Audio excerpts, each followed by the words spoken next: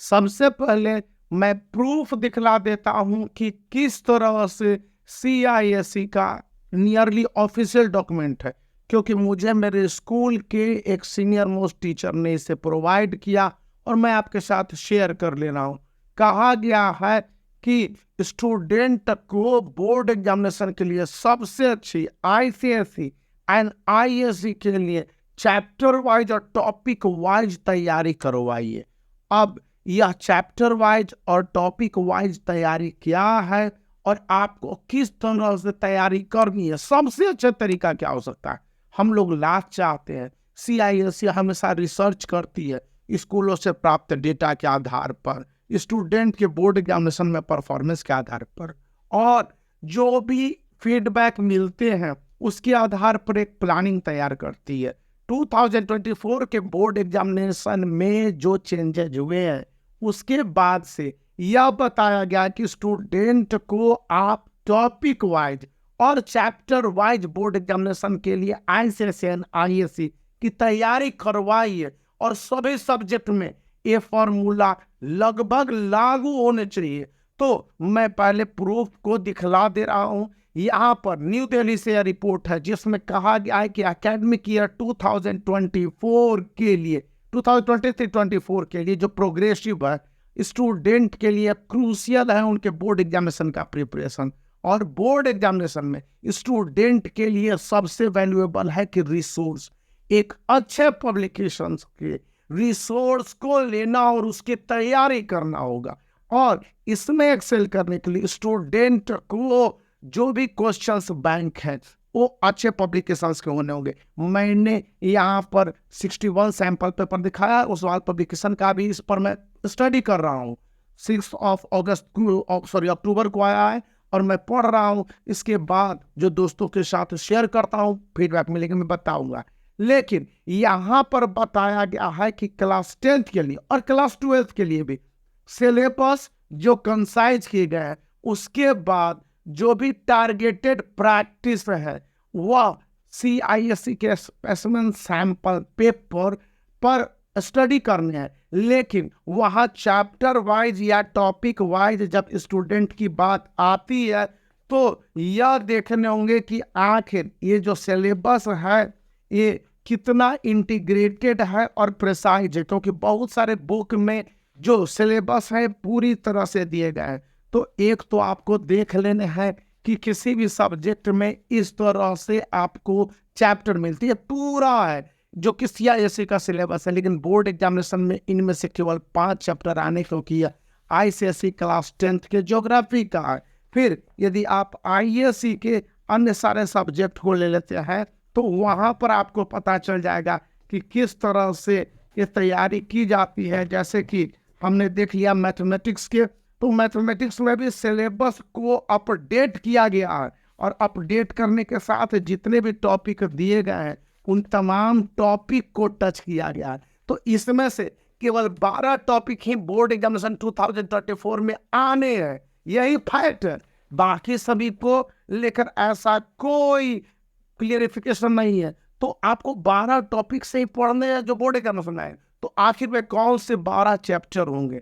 और जब आप इसको पढ़ रहे हो तो इनहांस करने के लिए आपके अंडरस्टैंडिंग ऑफ एग्जामिनेशन पैटर्न आपको क्वेश्चंस देखने होंगे कि क्वेश्चंस है लॉन्ग आंसर वाले क्वेश्चंस हैं जैसे यहाँ पर, या फिर शॉर्ट आंसर वाले क्वेश्चंस हैं।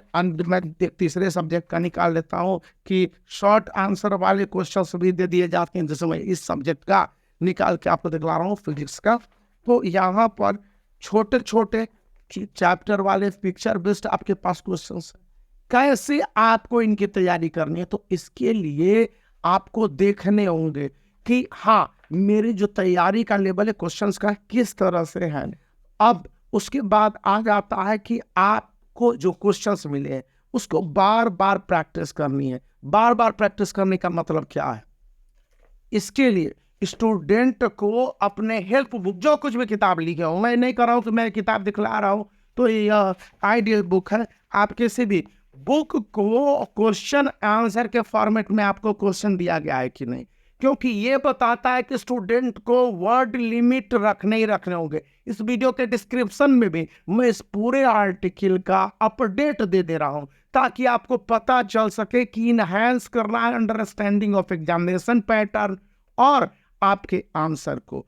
सेल्फ असेसमेंट एंड प्रोग्रेसिव जो ट्रैकिंग है, इसके लिए सीधी सीधी बात है कि आप किसी भी पब्लिकेशन के क्वेश्चन बैंक को ले सकते हैं। मैं इस क्वेश्चन बैंक को दिखला दे रहा हूँ, मैं इसी से पढ़ाता हूँ, मैंने इसी पर पैसे खर्च किए और खरीदे हैं, तो मैं इसी पर पढ़ाता हूँ। इसका लिंक भी दे देता हूँ कि इससे यदि आप परचेज करते हैं तो इस चैनल को कुछ हेल्प मिल जाएगी आपकी ओर से, और कुछ नहीं है। तो इसमें एक सेल्फ असेसमेंट का ट्रिक दे दिया जाता है कि हाँ, यदि आपने पढ़ा है तो उसमें किस तरह से सेल्फ असेसमेंट करना है, और उसके लिए कई चैप्टर्स हैं, और प्रत्येक चैप्टर के बाद आपके पास एक असाइनमेंट फार्मूला होता है कि किस तरह से स्टूडेंट इस असाइनमेंट फार्मूले को फॉलो करता है। यदि असाइनमेंट फार्मूला है तो यह लगभग स्टूडेंट के पैटर्न के हिसाब से होने चाहिए, और इसके लिए यदि बुक में कोई बहुत अच्छा पैटर्न भी दे दिया गया होगा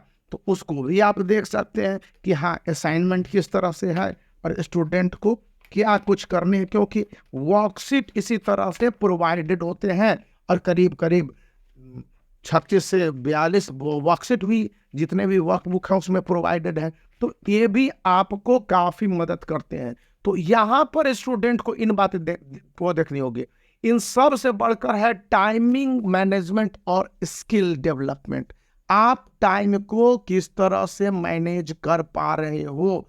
टाइम मैनेजमेंट के लिए स्टूडेंट के पास एक प्रॉपर चार्ट होने चाहिए, और उस चार्ट में यह पता चलना चाहिए, जैसे कि बुक में यहाँ पर दिया गया है लास्ट में, कि स्टूडेंट को ये चैप्टर वाइज किस नेचर के क्वेश्चंस आने हैं, और उसके बाद ये चैप्टर को आपने कितने टाइम में कंप्लीट किया है उसको देखेंगे, और क्रिटिकली उसको आप इंट्रोड्यूस करेंगे अपने लाइफ में, अपने स्टडी में, क्योंकि जितना आप वर्क अपने ऊपर करेंगे वही आपके लिए रहेगा।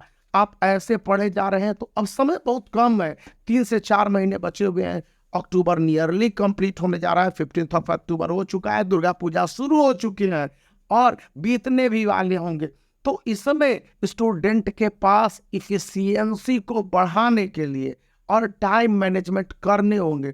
अब है कि स्टूडेंट को अपने आप यह देखना होगा कि क्वेश्चन बैंक के हिसाब से किस तरह से वो प्रिपरेशन करते हैं। मान लिया जाए कि क्वेश्चन बैंक में सारे क्वेश्चंस दे दिए रहते हैं, ये पूरा क्वेश्चंस बैंक है, और या फिर ये तो सैंपल पेपर वाला है, ये मान लिया जाए कि किसी एक सब्जेक्ट का क्वेश्चन बैंक मैंने ले लिया, तो यहाँ पर इस क्वेश्चन बैंक में देखेंगे तो पूरे चैप्टर के क्वेश्चन बैंक है, लेकिन इस उसमें ऑब्जेक्टिव है, सब्जेक्टिव है, मल्टीपल चॉइस है। आपको अपने एंजाइटी लेवल को कम रखते हुए किस तरह से किन किन क्वेश्चनों को आपको आता है उस पर प्रैक्टिस नहीं करनी है, जिन क्वेश्चनों पर आपको नहीं अटेम्प्ट है उसको आपको अच्छी तरह से देखने और टिक आउट करने, ताकि रिवाइज कर सके। रेगुलर रिवीजन बहुत ही जरूरी है स्टूडेंट के सक्सेस के लिए। और यहाँ पर आप देखते हैं कि चैप्टर वाइज जब भी क्वेश्चंस के आंसर दिए रहते हैं तो अब फिगर बेस्ड क्वेश्चन है ये भी दिए जाते हैं, या फिर स्टूडेंट के लिए कंसेप्चुअल क्वेश्चंस है, इसके लिए चैप्टर का एट ए ग्लास आपको पढ़ने ही पढ़ने होंगे किसी भी चैप्टर का। तो चैप्टर वाइज और टॉपिक वाइज पढ़ने के लिए यहाँ पर ये तरीके बताए गए हैं। और इन सब से बढ़कर कहा जाता है कि आपने कभी गोल डिसाइड किया हुआ है तो ज़्यादा टेंशन नहीं लेने हैं, कोई टेंशन की क्या ज़रूरत है, धीरे धीरे प्रॉब्लम सॉल्व होते हैं। और इसके बाद जब आप ये कर लेते हैं तब आप सैंपल पेपर को बनाइए, किसी एक सैंपल पेपर को बनाइए, लेकिन उसमें एरर कम होने चाहिए, टाइम मैनेजमेंट अच्छी तरह से पता होना चाहिए, और स्टूडेंट को शुरू में लगे आसान है फिर थोड़ा सा डिफिकल्टी लेवल होने चाहिए, तो उसको टैकल करेगा स्टेप वाइज। ये नहीं कि एकदम डिफिकल्ट चैप्टर को या एकदम इजी चैप्टर को ही बनाने हैं। यहाँ पर इस बातों को समझने हैं तो इस वीडियो को लाइक करना है, चैनल को शेयर करना है और सब्सक्राइब करना याद रखें।